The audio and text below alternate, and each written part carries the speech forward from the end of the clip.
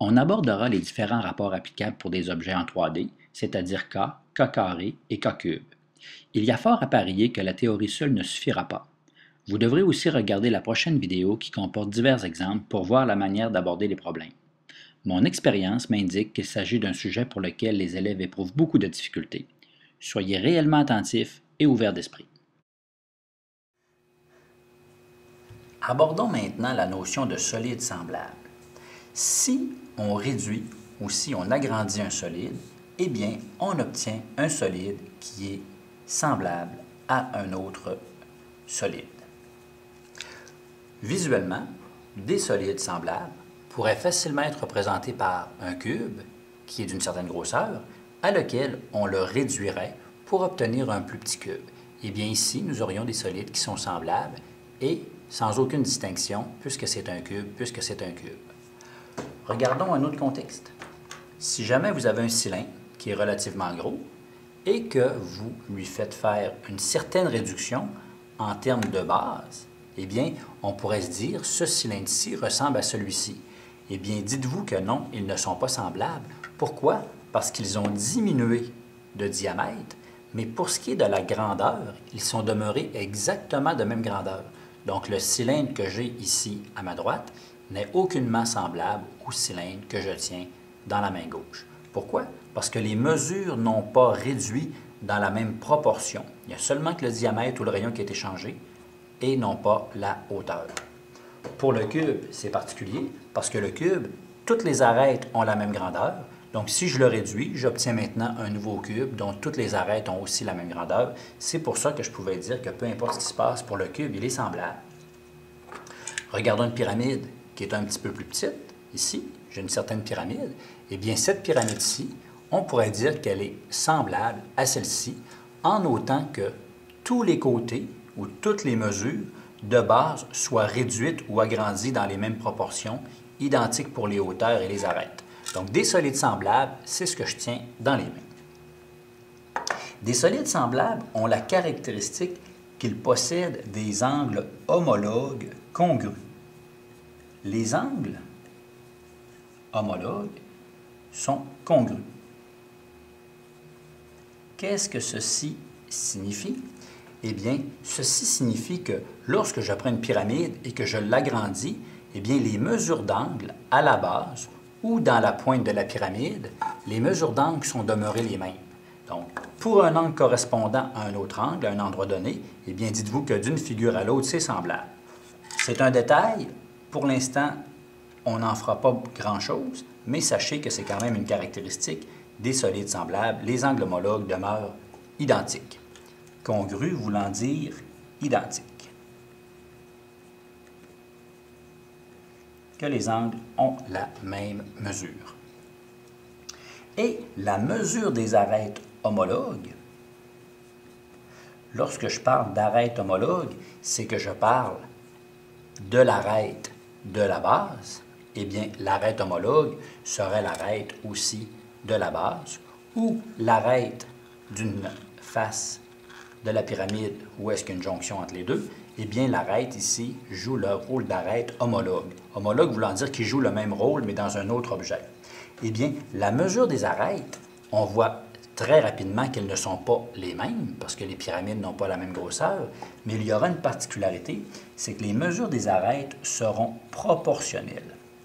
Et ceci est très, très important.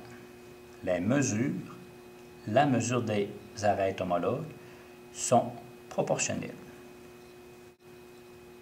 Très important, des solides semblables possèdent un rapport de similitude.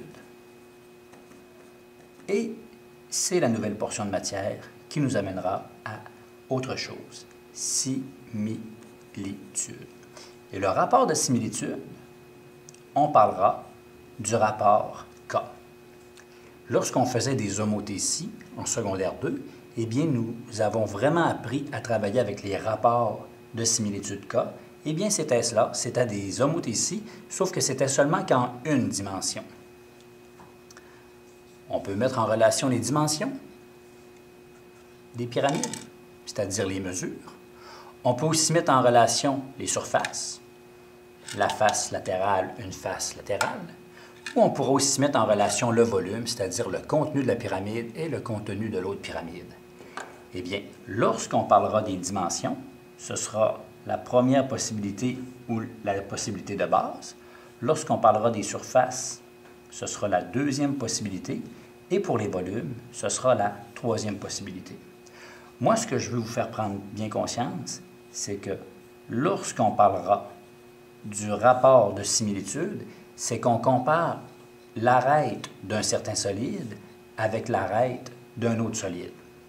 Eh bien, dans ce contexte-ci, attention, une légère modification. Pour les personnes qui possèdent mon document, il faut être en mesure de constater que je compare en réalité le solide 2 par rapport au solide 1 et ce serait la bonne méthode de faire. Il faudrait donc intervertir 1 et 2 de manière à les inverser. Ce qu'il faut savoir, c'est qu'on est en train de parler du rapport des arêtes. Mais je dis qu'on parle du rapport des arêtes, mais j'aurais aussi pu parler du rapport des hauteurs. J'aurais aussi très bien pu parler du rapport des rayons, si on est dans une sphère, ou du rapport des circonférences. En réalité, tout ce qui concerne les mesures proprement dites, les dimensions, eh bien, on pourrait les introduire dans un rapport K. Il y a le rapport des arêtes qui est le rapport de similitude, avec ce qu'on vient de voir ici. Des solides possèdent un rapport de similitude, c'est celui-là ici, et c'est les rapports de différentes dimensions. Si jamais on ne parlait pas des arêtes, mais qu'on se concentrait plutôt au niveau du rapport des aires, si on parlait des surfaces, eh bien, dans ce contexte, c'est qu'on compare l'air d'un certain solide, admettons, on compare la surface, par rapport à une autre surface, eh bien, dans ce cas-ci, on ne parlera pas du rapport de similitude, mais on va plutôt parler du rapport des aires. Donc, on va comparer l'air d'un premier solide avec l'air d'un deuxième solide, et dans ce cas-là, on parlera du rapport K2. De la même manière, vous avez vu que les dimensions sont 1, les surfaces sont 2, le volume est 3. Eh bien, si on peut parler du rapport des aires, on peut aussi faire un rapport. Un rapport, c'est quelque chose par rapport à quelque chose d'autre. On pourra parler du rapport des volumes. Et exactement dans la même lignée, on parlera de K, mais de K3 ou de K cube. C'est vraiment ici qu'on va commencer à se situer. Et je vous dirais que la présente portion de matière, pour bon nombre d'élèves, elle s'avère rapidement complexe et elle peut vite causer des problèmes, à savoir que vous ne saurez pas nécessairement par où commencer ou comment cheminer pour résoudre certains problèmes. Pour l'instant, on est au niveau théorique. Tout à l'heure, nous ferons quelques exemples, mais sachez que nous avons le rapport des mesures, nous avons le rapport des aires, nous avons le rapport des volumes, et ces trois choses-là sont en relation une avec l'autre, et on verra dans quelques instants comment les appliquer. Lorsqu'on utilise ceci, c'est vraiment possible d'avoir des rapports, un par rapport à l'autre, un par rapport à l'autre, un par rapport à l'autre. J'aimerais rajouter que lorsque nous sommes dans des solides semblables, eh bien, il y aura toujours la possibilité d'effectuer une ou des proportions. Donc, dans les solides semblables, il y a vraiment des proportions qui seront possibles. Et quand je parle de proportions, souvenez-vous, en secondaire 2, on y allait avec fois divise trouve pour trouver la mesure manquante. Donc, proportions possibles au niveau des solides semblables. Et les proportions se feront vraiment avec les rapports K, K2, K3. Un autre détail aussi que je voudrais porter à votre attention, lorsqu'on parle du rapport K, K2 et K3, c'est K au carré, c'est K au cube, eh bien, c'est évident que c'est en lien avec les aires, mais dans une figure ou dans un objet, lorsqu'on parle d'air, eh bien, c'est parce que nous sommes, règle générale, en centimètres carrés ou en mètres carrés. Donc, voyez-vous que centimètres carrés concorde avec K au carré. Et lorsqu'on parle des volumes, si je fais seulement changer d'unité, eh bien souvent, on est en décimètres cubes ou autre. Eh bien, lorsqu'on est en décimètres cubes, voyez-vous apparaître au-dessus de l'unité le petit 3. Eh bien, dans les rapports, il y a exactement la même apparition au niveau du K au cube. Fait que, très important de constater que les rapports des aires sont au carré. Eh bien, le K, il est aussi au carré. De la même manière, lorsqu'on parle des volumes, c'est au cube. Eh bien, on parle ici de K cube. Et un rapport, c'est une comparaison entre deux quantités. C'est une comparaison ici entre deux quantités. Un rapport, ça nous prend toujours deux figures, deux solides pour pouvoir les comparer et comparer les mêmes choses entre elles. Vraiment comparer les longueurs, comparer les aires. Je sais que je me répète, mais c'est tellement important que je veux vraiment que ce soit clair dans votre tête et surtout que vous en ayez conscience. Poursuivons avec ce qui concerne les différents rapports, c'est-à-dire K, K carré et K cube. Je vais vous dire de sortir vos crayons, vos surligneurs fluo, parce que nous allons mettre de la couleur pour tenter de bien nous démêler. Et puis encore là, je vais demander votre attention et d'être bien réceptif.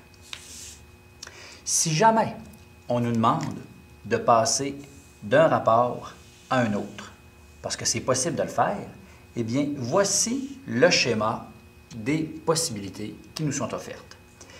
Il faut bien se rappeler que les différents rapports sont donnés par K qui concerne les dimensions, c'est donné par K2 qui concerne le rapport des aires, et c'est donné par K3, K au cube, qui est le rapport des volumes. On peut se promener d'un rapport à l'autre de manière assez simple. Si on veut passer de K à K2, c'est-à-dire K au carré, eh bien, tout ce qu'on doit faire, c'est qu'on doit élever la valeur de K au carré. Et si on élève K au carré, eh bien, ça nous permet d'atteindre K carré. Bien, au même titre qu'on peut aller à K au carré, eh bien, on peut partir de K au carré et de revenir au rapport de similitude K. Eh bien, l'opération inverse d'élever au carré, c'est de faire la racine. Eh bien, on pourra passer de K2 à K en effectuant la racine carrée, sous-entendu le petit 2, mais on n'a pas besoin de l'écrire. Exactement de la même manière, on pourrait passer de K au rapport K3, mais au lieu d'élever au carré, ce que nous ferions, c'est qu'on mettrait le tout au cube. Lorsqu'on met K au cube, eh bien, on obtient K au cube. Si on voulait revenir à la valeur initiale de K, eh bien, l'opération inverse de mettre au cube, c'est d'effectuer la racine cubique et le 3 à l'intérieur est bien important. Donc, nous avons ici la possibilité de passer d'un rapport à un autre. Selon les informations que nous avons, nous devrons choisir le rapport approprié. Tout à l'heure, ce sera une notion qui sera très importante. J'y vais toujours avec un code couleur. Changer de couleur, il y a une raison. Ensuite, nous pourrons passer d'un rapport à un autre. Et je reviens avec le rose, parce que le rose m'indiquait qu'on peut passer d'un rapport à un autre. Et le petit schéma, c'est le schéma qui est juste ici. Ou bien, on pourrait aussi trouver une mesure qui nous convient, c'est-à-dire la longueur, l'aire ou le volume, ou bien trouver une mesure qui nous convient. Et on pourrait trouver cette mesure-ci en effectuant une proportion. En effectuant une proportion. Et je vais encore là avec un autre code couleur.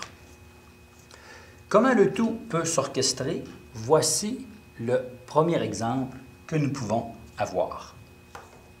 Si jamais je vous affirme que K au carré est égal à 12,5 sur 4,2, c'est ce que je vous donne, c'est ce que je vous dis. Eh bien, nous, on pourrait tout de suite imaginer que lorsqu'on nous parle de K au carré, eh bien, c'est parce qu'on est en train de nous parler du rapport des aires. N'oubliez pas que le petit 2 nous rappelle que c'est le rapport des aires. Ça veut dire qu'on est en train de nous parler du rapport qui a rapport à l'air. 12,5 sur 4,2, on pourrait effectuer la division. 12,5 divisé en 4,2 et on trouve que ça donne 2,98. Si jamais K2 est égal à ceci, alors K, moi je vous demande quelle est la valeur de K. Vous connaissez K2 et vous voulez revenir à K. Eh bien, ce qu'on doit appliquer, c'est qu'on doit appliquer la racine carrée, mais on doit appliquer la racine carrée sur K2. On doit donc appliquer la racine carrée sur 2,98. Et lorsqu'on applique la racine carrée sur 2,98, on trouve la réponse qui est équivalente à 1,73.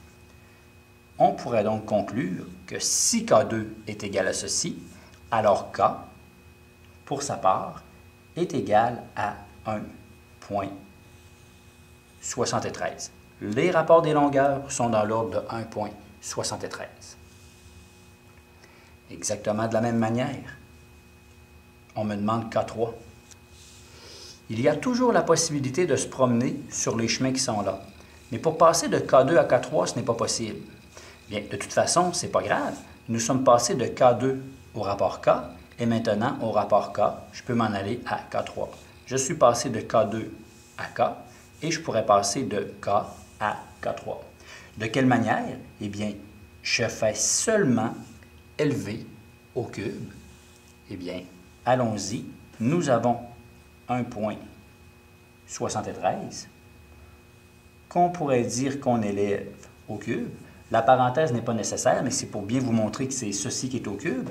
En réalité, lorsqu'on parle de K3, on est en train de nous dire faisons K fois K fois K. Faisons 1,73 fois 1,73 fois 1,73. Et on trouve, si on utilise la calculatrice, que 1,73 élevé au cube, avec la petite touche, donnera l'équivalent de 5,17777. Donc, on pourrait arrondir à 5,18. Et on aurait que le rapport des volumes est égal à environ 5,18. K3 est alors égal à 5,18.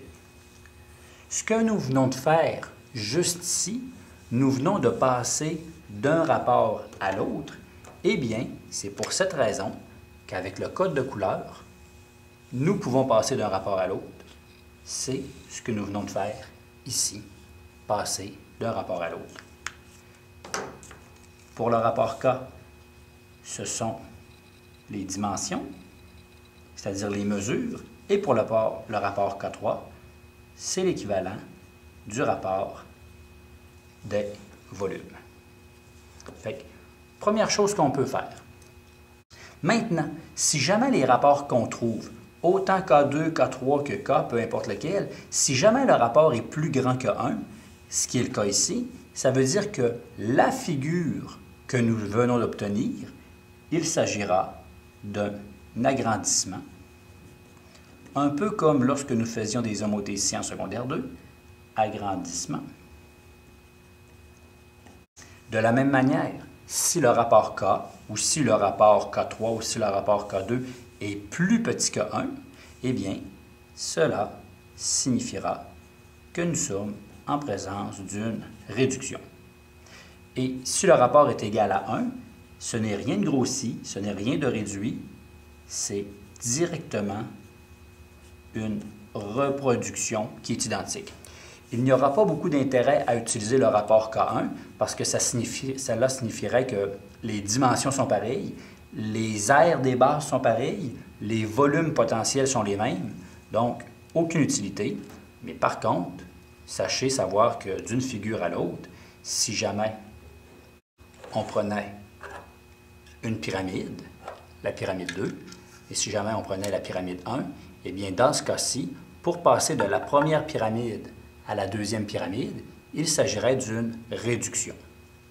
De la même manière, si je passais du cube numéro 1, un petit d, au cube numéro 2, eh bien, dans ce cas-ci, ce serait un agrandissement et on voit que les dimensions sont plus grandes que les dimensions de celui-ci.